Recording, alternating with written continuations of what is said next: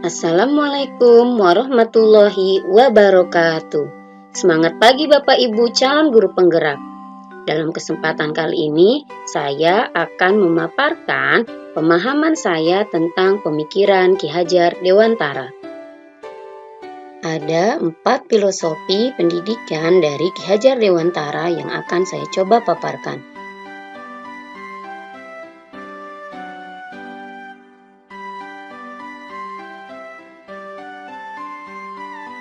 Pertama, pendidikan adalah menuntun. Pendidikan adalah tuntunan dalam hidup tumbuhnya anak-anak. Pendidik harus mampu menuntun peserta didik untuk mengembangkan bakat dan potensi yang dimilikinya. Dalam proses menuntun, pendidik hendaknya mendidik dengan cara-cara yang sesuai dengan tuntutan alam dan zaman. Setiap zaman memiliki coraknya sendiri. Peserta didik tumbuh di lingkungan yang berbeda. Ada yang tinggal di daerah pegunungan atau daerah pantai. Hal ini akan membentuk karakteristik, kebiasaan, dan kebudayaan peserta didik. Sebagai pendidik, tentunya kita harus paham keadaan tersebut. Sebagai pendidik, kita juga harus selalu mengikuti perkembangan zaman. Saat ini kita sebagai pendidik harus mempersiapkan peserta didik kita dengan keterampilan abad 21. Agar mereka memiliki daya saing di era globalisasi dan revolusi industri 4.0. Mampu berkomunikasi, berpikir kritis, kreatif, dan kolaborasi merupakan keterampilan abad 21 yang harus dimiliki oleh peserta didik kita.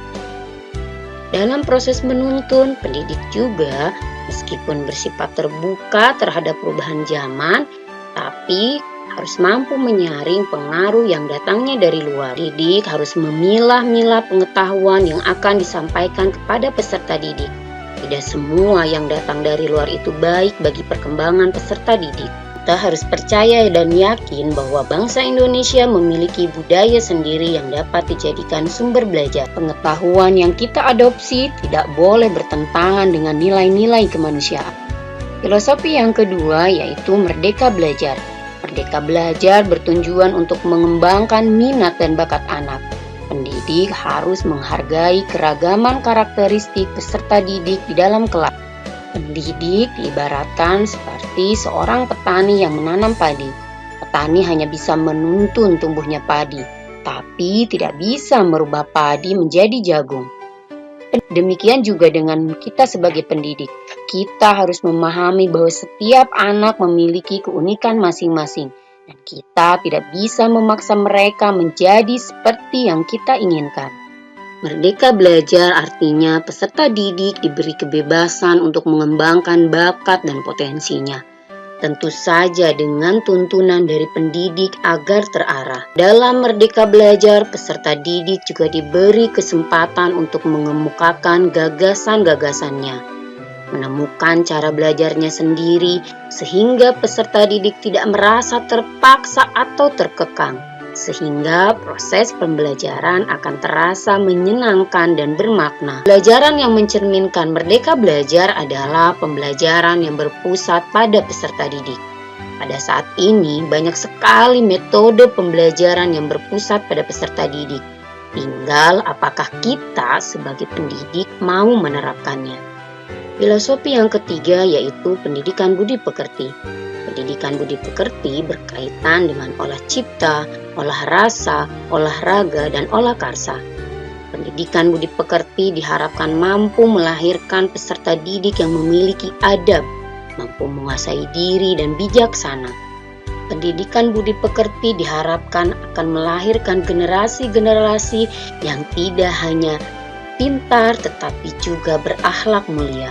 Filosofi berikutnya yaitu Ingarso Sung Tulodo, memiliki arti di depan memberi teladan. Didik harus mampu menjadi teladan atau contoh yang baik bagi peserta didik, baik itu perkataan maupun perbuatan. Ing Madya Mangun Karso, memiliki arti di tengah membangun prakarsa atau semangat. Pendidik harus mampu memberi semangat kepada peserta didik dan bersama-sama membangun kreativitas dan menciptakan inovasi-inovasi baru. Yang terakhir, Tuturi Handayani. Artinya, di belakang memberi dorongan. Pendidik harus mampu memberikan dorongan dan arahan agar peserta didik mampu mengembangkan bakat dan potensi yang dimilikinya. Lantas, tantangan apa saja dalam penerapan pemikiran Ki Hajar Dewantara? Yang pertama, bagaimana cara membuat peserta didik berpartisipasi aktif dalam pembelajaran.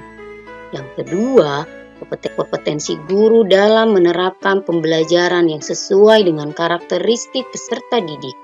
Dan yang terakhir, bagaimana caranya meningkatkan peran orang tua dalam proses belajar peserta didik. Solusi yang dapat digunakan untuk menghadapi tantangan penerapan pemikiran Ki Hajar Dewantara, diantaranya yang pertama membuat kesepakatan dengan peserta didik dan orang tua tentang sistem penilaian. Yang kedua, pendidik harus mau mempelajari metode dan media pembelajaran yang bervariasi. Dan yang ketiga, mensosialisasikan pentingnya peran orang tua dalam pendidikan.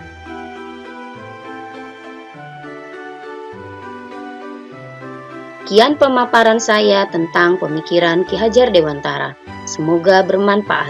Wassalamualaikum warahmatullahi wabarakatuh.